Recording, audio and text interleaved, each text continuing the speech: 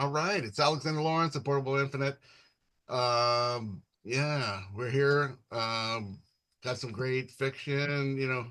One of my favorite books. This is probably going to be on my best books of the year list because this is like the best fiction I've read in a while. Real exciting, but I mean, Susan Daitch, interviewed her before, like when we were doing the Cups magazine. I was really under the spell of Dalkey Archive and the Review of Contemporary Fiction. So there was kind of like, the big stars were Gilbert Sorrentino, Harry Matthews, David Markson, and a little bit of George Perec. And then when I moved to New York in '96, I discovered some of the other authors, Ricky Duvernay, Susan Daitch, and I was, then William Volman, I probably read more, I took more seriously because they did an issue with David Foster Wallace, Volman, and Susan Daitch in the early '90s before I moved to New York. And uh, and then we did an interview in around that time. And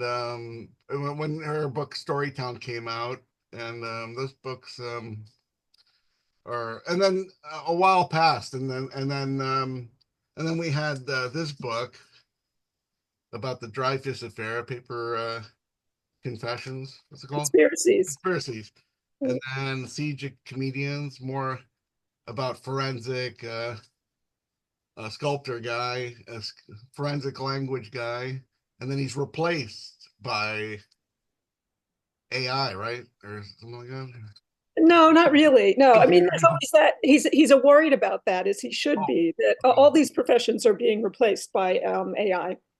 And then, I kind of thought this book was a little. I mean, I think the Siege of Comedians is a little bit like The Educator, but when I was reading this, I thought this is okay. This is sci-fi. It's futuristic, and but it relates to kind of what she did before. So we get the it's coming out on February 25th, in a couple weeks. So everyone should buy a copy. Thank And you.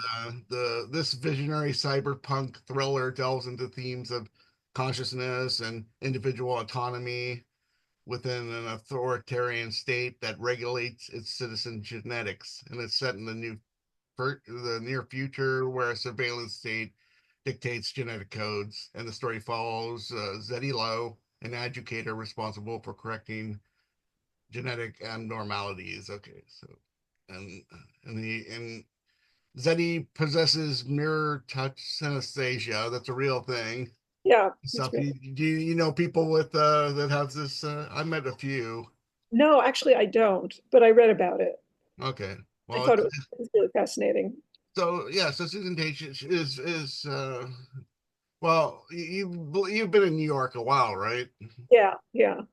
A Okay. long So I mean, why did you come up with this book? I mean, there was a line you said you talked about Elizabeth Hardwick, Yeah, who was a professor of your, I guess I'm guessing at Barnard, that's right. Yeah. and she was saying, okay, so I mean, you've written a lot of books and stuff, and some people, you know, it, it's like when you write a few books, it's like, okay, well, that's kind of what want to say. What am I going to write next? What's the new subject? It's like I've kind of told him I don't really feel like your books are super personal, but in a way, maybe they are personal because it's like you select subjects that's your interest, that's your thing. So how does Elizabeth Hardwick and Barnard, and how do we get to this book? Can you Is talk this about book? that? Well, when she was my professor, I had her for 2 semesters. One of the things she used to say was just when you think you're really sure of your work, when you feel really comfortable, um, do the opposite, which I think sort of became the George Costanza Seinfeld scene. I don't think they knew Elizabeth Hardwick or she knew them, but it was this idea of, well, just when you think you are sure of something, pull the rug out from under it. And I'd been using, I never wrote historical fiction, but I was using history. I was using bits and pieces of history. In the Dreyfus book, I wasn't interested in the big players of the Dreyfus affair, but I was interested in the people scuttling around, the satellites in the margins, the photographers, the forgers, and it goes up to the present or the near present, the film restorer who works on Méliès's silent film about the Dreyfus trial. And so with Siege of Comedians, that was a little bit of a transition where I was really moving away from using history in the same way. I mean, there's a little bit of it. And then I also wrote a thriller around, I think it was 2016, called White Lead, which only exists as an ebook and an actual book in Spanish, a print book in Spanish. And that was also an attempt to try doing something very different from what I'd done before. And I don't think Elizabeth Hardwick had science fiction in mind when she was said do the opposite, but there were things that were really intriguing to me. I was going to this series of talks at Pioneer Works, which is this sort of art technology space in Red Hook. And there were, it's curated by Jana Levin, and she would have two scientists on. And they would discuss different things on different nights: black holes, consciousness, are we alone in the universe, things like that. And one of the one night it was Siddhartha Mukherjee who was talking about CRISPR, genetic engineering. And I thought, well, what can I do with that? And what kinds of things are heritable and what kinds of things might not be? And are there things that are heritable that we don't think would be? And so that's what I was playing with the adjudicator. Right. And well, let's see where I'm going here. Okay, so so you mentioned history and stuff, and I mean, as I always think of history as kind of retelling the story. How are you going to retell the story? It's not, because like the history, it happens, something happens, and then it's always a retelling. How are you going? How do you seem to approach that idea? Like it's always telling, like the Bible or something. It's like these were stories that had an oral history, and then they finally got written down after a while. Like, how's that?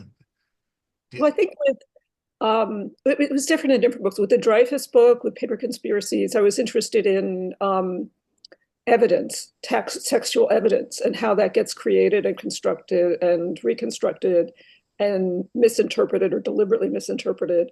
With Siege of Comedians, I was interested in the last battle. I mean, it sounds so archaic. I wanted to know what happened to the women of the Sultan's harem when they were released into Vienna at the end of the last battle between the Austrians and the Turks. And I was not interested in that period, late 16th century, at all. But I was interested in that condition of how do you relearn language? How do you relearn how to be in the world when everything is completely foreign? I think that would be as close to having like an outer space experience as possible. So I was using history not for its own sake, but in very particular ways. And then with some of my books, like with The Colorist and Storytown, and with this book, it's the present and what lies ahead. There's no looking backwards. There's no history in it. But I've used history in a lot of my other books. Well, what about style? I mean, as time has passed, I kind of see the '80s as, I mean, like there was in New York publishing, there was like a focus on minimalism, and there was all these people like Gordon Lish and Amy Hemphill and Bret Easton Ellis, and that was like the kind of the lingua franca for a couple years, and Mhm. somehow Susan Daitch kind of avoided the whole minimalism. How did you sidestep that whole conversation? It just seemed like that was like the books that were getting published, and I mean, you started publishing around the time, and your first book comes out in Yeah. '87. How did you Yeah. sidestep that whole thing? I think because at that time I really wasn't in the writing world at all. I hadn't come out of it. I had done the Whitney Museum Independent Study Program, which was a program that was really about theory. A lot of it was about theory and um, a certain kind of critical stance. So I was coming from a very different place, and the influences on like, certainly my early books, and maybe even all of them, came out of the art world, came out of artists like Hans Hacke or Juan Downey, who I've also spoken about, who had a big influence on my work. The idea of thinking of objects that can be interpreted in different ways, and I was thinking of the text as an object that can be interpreted in different ways. So I was coming at it from a completely other, um, entrance ramp. So I think that's why why um, that work wasn't so much on my radar. That way of thinking about writing. Right. Yeah. And well, getting back to the educator, I mean, there's they live in the city called Genica. Oh, Pangenica is the corporation. Yeah, Oh, it's a corporation. Okay, so yeah, yeah, but it seems like this book takes place in a urban city yeah, yeah, that's could be New York, and there yeah. seems to be like a claustrophobia, like it's that's all that exists, and it's like nobody's like talking about, oh, I'm going to take a vacation in Puerto Rico or something anytime soon. Oh, There's this well, kind of there's kind of yeah, like this. Well, it just seems like everyone's in the subway, they're in buildings. There's a kind of a claustrophobic element to it. Can you talk about yeah. that a little bit? Yeah, I mean, I think that was, I think we sort of do live that way sometimes, but there are characters that are, that are going to and come from other places. Like Zeddy's former husband is is in the Arctic, and director Altner, director of the Department of Adjudications, is from somewhere across the Atlantic, across an ocean. And there's a sense that he comes from sort of megalopolises, cities, megacities, Ciudad, Garodna, Medina, these cities that I made up, that are from, the word city in different languages. But there is, yeah, this sense that she's rocketing around in this contained universe, which I think is true of a lot of science fiction, that even though it's meant to be sort of this infinite future that's being represented, it is, if to create that kind of world, that kind of universe, there is a kind of containment. I think even with apocalyptic science fiction, where characters are sort of paddling through horrible environmental disasters, there's this sense of limits, of that you can only go so far and you can't go any further. What about the whole idea of gene editing? I mean, I was kind of gonna write this story. I'm in the middle of it, but it's a short story. But I mean, there's a whole idea of you can edit genes to eliminate disease, and Yeah. that fascinates me. And and all that. Do you talk about that much in the book, or? Yeah, especially in the beginning, the world of Pangenica, the world of engineered babies, of people, and that you can't have supermen, that there are the confines of the genetic material of the parents, but within that, you can construct the kids that you want, the offspring that you want. And I mean, I think in the whole idea of genetic engineering and eugenics, it's a very fraught field of bioethics and medical ethics, and the goalposts keep moving. And you think it's a good thing to eliminate disease, but then who determines what traits should be eliminated and what should be enhanced, and how can that go haywire? How can that go absolutely wrong? And I think it's kind of a scary unknown area, because it is so difficult to contain it. It's very difficult to contain that technology. I mean, I found out when I was researching the book that, there are all kinds of things that you wouldn't think are possible, but that might be, and that are also, it's very difficult to police those boundaries in terms of ethics. Yeah, because I mean, a lot of the idea of science fiction or speculative fiction is it's supposed to be like 5 minutes into the future, or, and what could happen, and like the guy Arthur, there's Arthur C. Clarke and all of these people that Yeah. we grew up reading. Um, so I kind of said, like, how much notes do you take when you're writing a novel? I mean, there's like the story, and then there's like notes like, oh yeah, I want to mention this artist or this music or this thing is going to be part of this novel. Like, do you kind of put on the cake, the it's icing on the cake with the notes and stuff. Do you because it seem like you write a lot of notes and you kind of put them in a novel somewhere sometimes. Yeah, I mean, I think there's also this um, relationship between fiction and nonfiction that I'm kind of uneasy about, that I also want to have factual references. I think the Irish writer Frank O'Connor said every fiction should contain expository elements. And I think I may have taken that to an extreme. In the last book, in Siege of Comedians, I had these sections that I actually graphically separated, called adversarial, which was factual information. It's sort of like, I guess, like on X or Twitter, when you have readers provide context and they tell you, no, this is really wrong. But that was that. I think that I wanted to include I always want to include some actual factual information. But I think in terms of, also, I do a lot of research, and sometimes I feel like it's like an accordion falling off a chair. The noise never stops. It just has a long, long, long fade out.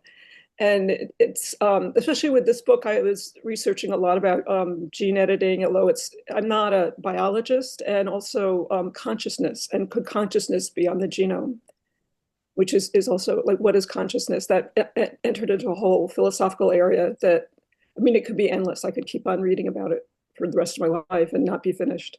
The in if I get you right, the Siege of Comedians, the adversarial part is almost like a footnote. It's almost like Yeah, kind yeah, of so in this book, like getting back to style, I mean, there's a lot of I don't know if I can. There's a lot of pages. There's like these barcodes. I mean, yeah, different typefaces. There's letters. Like, oh yeah, here's a good page right here. So there's the barcode. yeah. There's a picture. The different type right here. There's like documents in the book. So we don't really see this in your other books so much. Like where there's whole sections of it, just like it's a this one seems almost like a kind of a like a scrapbook in a way. Yeah, I mean, I was thinking of the book that visually, which I think I was headed towards that since my very first book, thinking of the book as a visual object. And did you try any of the QR codes? No, should I do? Oh, you got to try them. That was my editor, Isaac Peterson, who was so brilliant. He put in these QR codes, but and they have all kinds of references, everything from from the human genome to the LIGO detector to Tom Jones singing "It's Not Unusual" on the Ed Sullivan Show in 1967. There's one of the B-52s, and the QR codes I thought were there. I hope they're fun. I hope people will look at Well, them. yeah, well, yeah, I'll do it like later today. But yeah, the this is the second book I saw with. I think I read the Mark Liner just came out with Yeah, with yeah, like a collection, like a book of all his fiction in one book, like kind of like yeah. the The greatest hits. shimmering serrated monster. Yeah. Yeah, and I read that recently. I get because I he's like another one I haven't really read for like 30 years, and I was going, oh wow, this guy, he was I mean, he kind of does the same thing over and over, but he's really interesting. So, yeah, some of the artists. I mean, you mentioned a lot of art world kind of guys from the '80s, like Vito Acconci and Don Flavin. I mean, I think there's a few more that I don't really have. Were you kind of going to studying these guys or going to the museums a lot back then? I was, yeah. But I think it's also that I like the idea of thinking about the future in terms of the scaffolding it stands on. If you look at like Blade Runner and you in at the ground level, you have people on bicycles and you have ramen stands and things don't work and you see the wing nuts and the grommets. It's sort of, I mean, it's a steampunk kind of thing. And I wanted to have some cultural some base in the 80s as to function in that way. That's why um, I used Vito Acconci and the B-52s and other cultural references in the Was, book. were you ever into art and language, the art group, or Yeah, I no? read it in a long time ago. Yeah, in Okay. the 80s. Okay, so let's see what else. Okay, so I think we talked about before the whole idea of avant pop and I think you were talking about how there's like there was hardly any women in the avant pop anthology. It just seems like a bunch of guys or something. Or Say that. was that somebody else? I think that was somebody else. Oh, okay. I Maybe. remember. Well, okay. So okay, skip that question. Okay, so there you had a book of essays that's going to come out, and when I we're going hope to. so. Yeah, I've been working on these sort of collage-like essays for many years, and there are a bunch of them that I think First Course is going to publish, and at some point, and they're also function a little bit like this book in that there are pieces that just all fit together. And how do these disparate bits and pieces fit together? Like there's one essay that it starts out, I was walking around the park up the street that has a little zoo in it during COVID. And the peacocks were allowed out, not out into the whole park, but they were just out allowed to the periphery of the zoo. And you wonder if they had consciousness. That was sort of part of it. Do they have consciousness, and where do you draw the line in when we think about consciousness? There was, there's a belief that even slime molds have consciousness, that they form particular patterns in a particular way. And so I was thinking about consciousness, and then naming, and Frankenstein not having a name makes him more frightening, up until at this point the unnameable president who nobody wanted to name, that we used a number, a color. So I had all these pieces that fit together in that essay, and it was published in the New England Review, and then it was notable it was in the notable mention of the best American essays of 2022. So the essays, I think sometimes there are times like I'm not writing any more fiction. I'm just going to work on these essays that I'm done with writing fiction, but I'm not sure. So yeah, well let me ask you, what about lockdown and COVID? Like I'm over here in LA where there's some Yeah, separation. It just seems like, oh my God,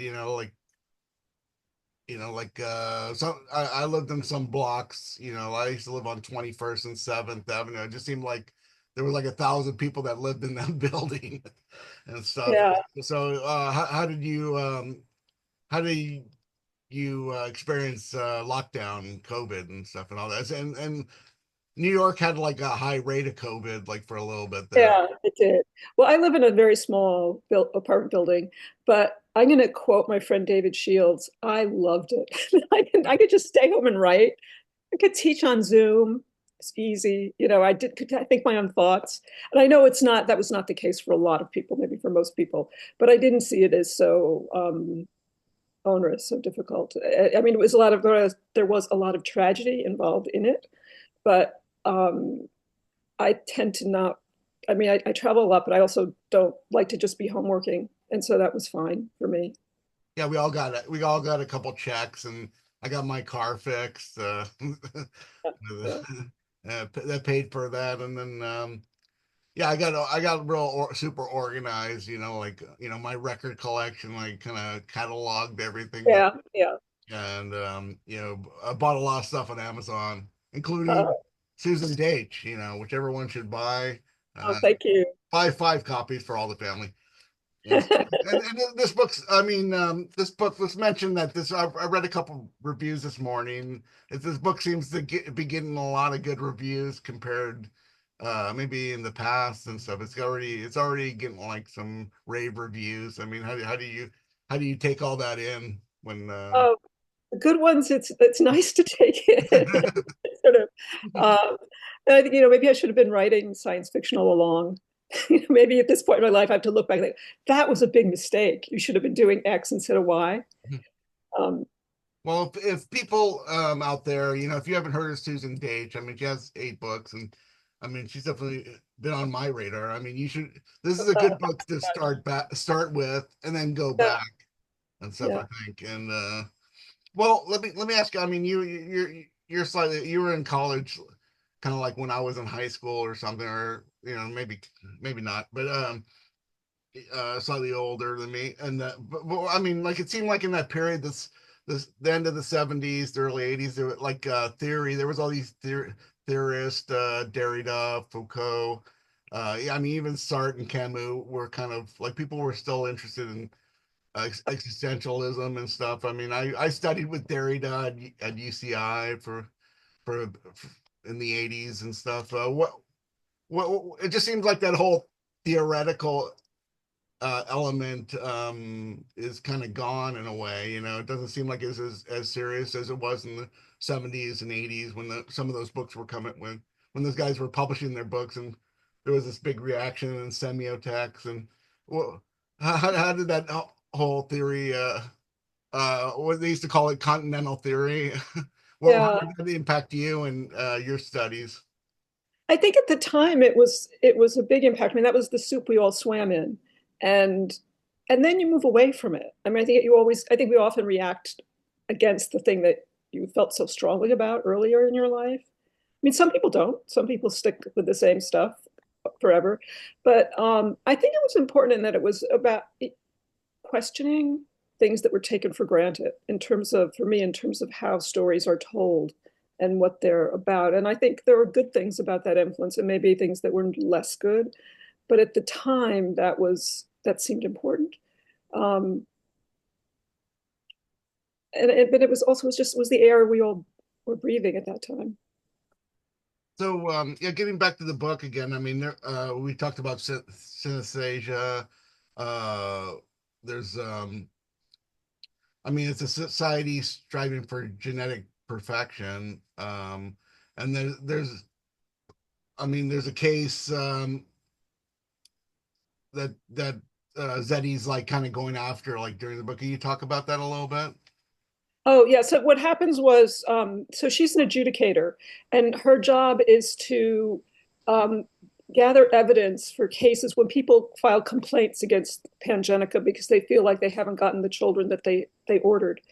And that's why I say that children are born in the old-fashioned way. They're born in that sort of Aldous Huxley Brave New World laboratory kind of way. And so her job is to adjudicate before litigation. So she collects evidence of, and the idea of adjudications is to maybe throw disgruntled parents a bone, but basically to deny every case because Pangenica doesn't like to make mistakes or admit that it made mistakes. So a file crosses her desk from a woman, a mother who claims that her daughter and a boy who was born a few minutes at the same time, that their consciousnesses were switched in the lab. So her daughter had this boy's consciousness and the boy had her daughter's consciousness.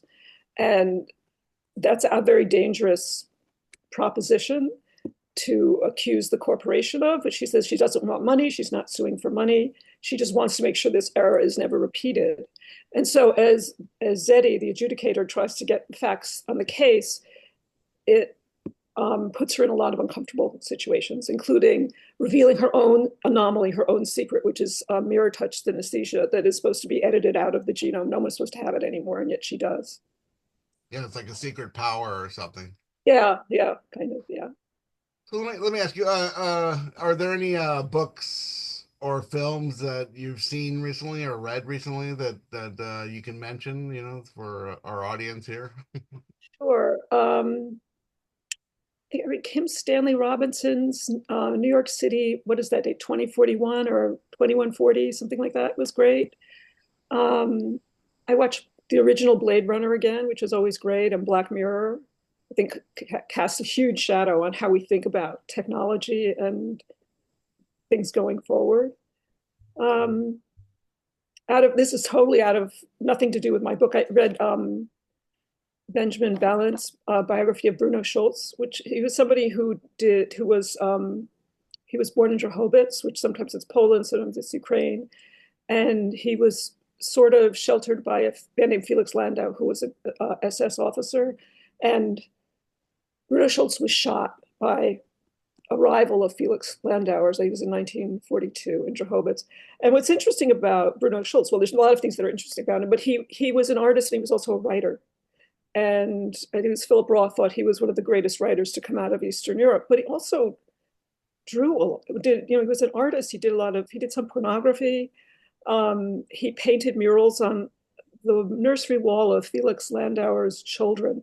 And those murals were lost and then they were rediscovered by a German documentary filmmaker and his son. And then there was a lot of controversy about the murals, but I read like all kinds of things. Also, I really like Elizabeth Colbert, the sixth, what is it? The sixth disaster. That was, um, and I'm also reading Moby Duck about these 5,000 rubber ducks that got unleashed into the Pacific Ocean and what happened to them. That they fell out of their container Oh, ship. right. Wow. Yeah. And yeah, well, you mentioned Philip Roth. I mean, is he's still alive, right? No, no. Oh no, he died. Well, Yeah, yeah, but um, I think there was a time though when he stopped writing novels. Though he just kind yeah, of like yeah. it was like maybe in the '90s or something.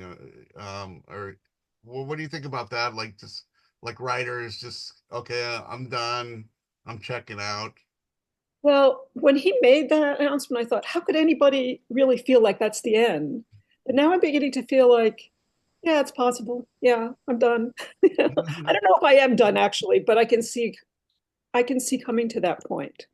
What about some films? Is there any new film? I mean, well, did you like the let's see, the Blade Runner 2049? No, I didn't see it. Oh, okay. Should I see it? Was it good? Yeah, yeah, I think it was good. Like people, I think these days, I mean, there's movies. I mean, there's a movie called The Brutalist out, Yeah, like a 3 hour movie. So, it's like, sometimes you have to go to the bathroom or something. yeah, It's easier yeah. to watch it at home when it gets on streaming services. But yeah, I thought I don't know if I saw Dune in the theater or not, but I was one of the few that liked it. But I know a lot of people didn't like it because it just kind of meanders and was very long. And I think that was a criticism that it just kind of and we're so used to just movies being very fast and the editing being very fast. Yeah, I know my son likes Dune a lot. I should probably see that. And I also Oh, feel like, not Dune. Oh, the Blade Runner. The second. yeah, No, I like the early Dune. I like the Dune and Dune Two, and then the Blade Runner. The second Blade Runner that just came out like a couple years ago. Oh, did you say Dune? You like the original Dune or Blade I Runner? said my son has watched them. It's Oh, another okay. blind spot. And Oh, okay. I've seen some very strange Soviet science fiction that's kind of interesting. And with the something I'm working on now, I've been thinking a lot about some of that stuff, kind of Soviet realist science fiction. Yeah, yeah they have. Okay, well, let's see. Oh, so if people want to look at your find your books, you have susandaitch.net. Right. Somebody must have like claimed the name or something, right? Or is Well, I was .com for a while, and then I let it lapse, and somebody oh, took it. that's okay. That's what happened. Okay. Yeah. I think that's not uncommon. It happens. So there's susandaitch.net, there's Amazon, there's your local independent bookstore. You'll find all these books. You're not really, I mean, you got your Facebook. That's you, right? And Instagram and X. Oh, okay, okay, Yeah, okay. I'm a reluctant, engager with the demon of social media, but again, that's the soup we swim in, it seems. Yeah, you don't seem to you're on there, but you're not the very because I've known you on there and you don't really Yeah. really engage too much, but you're sort of on there. Yeah, I think. Your Well, posts are great, by the way. I hope so. Yeah, I'm trying to remember. Like, I think you went off of Facebook for a while and then came back. Yeah, Or is for that what about it was? 5 years. Yeah, yeah. Okay, okay. Yeah, because I remember something there. Okay, well, okay, we've been going for a half an hour or so. Thanks for Great. talking to me. Oh, thanks for having me on. We'll put links in the description for susandaitch.net and the Amazon link. And I wish you a lot of luck with this book. It seems Thank, like it seems thank like you. a winner, and it's definitely going to be on the best of 2025 at least. Thanks so much. And looking forward to getting getting out my iPhone. Yeah, do the QR codes and let me know what you QR think. codes, yeah, right. Okay, thank you. Okay, thanks for talking. Thanks. Thanks very much. Bye-bye.